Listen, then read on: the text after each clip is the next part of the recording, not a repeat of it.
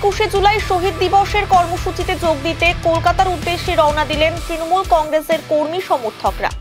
শুক্রবার NJP station থেকে Haldibari superfast এক্সপ্রেসে করে কলকাতার উদ্দেশ্যে রওনা দেন দার্জিলিং জেলা তৃণমূল কংগ্রেসের সভানেত্রী পাপিয়া ঘোষ সহ দলের মহিলা যুব কর্মী সমর্থকরা।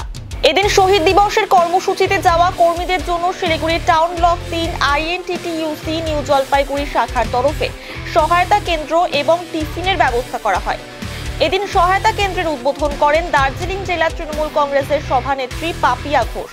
প্রচুর কর্মী সমর্থক লাইনে দাঁড়িয়ে সেই টিফিন সংগ্রহ করে কলকাতার ধর্মতলার উদ্দেশ্যে রওনা দেন। উপস্থিত ছিলেন শিলিগুড়ি পুর নিগমের ডেপুটি মেয়র রঞ্জন সরকার সহ অন্যান্য নেতৃত্বরা।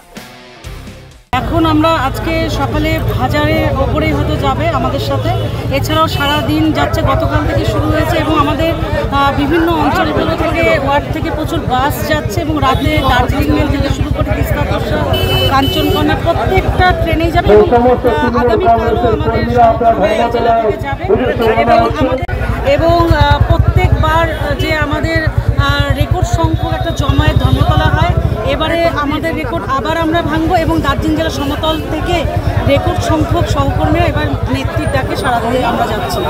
আজকে এখানে আমরা প্রথমে টেন্ট, আমাদের যে দলীয় ক্যাম্প বানানো হয়েছে সেখানে আমাদের সভাধিপতি থেকে আমাদের জেলা কমিটির পদাধিকারীরা প্রত্যেকে রয়েছেন এবং আমরা এখানে সকালবেলা একটা টিফিন আমরা দিচ্ছি যারা আমাদের সঙ্গে সহযাত্রীরা আজকে রয়েছে এবং দুপুরবেলাও তাদের একটা খাবারের ব্যবস্থা আমরা করেছি, জল সবটা।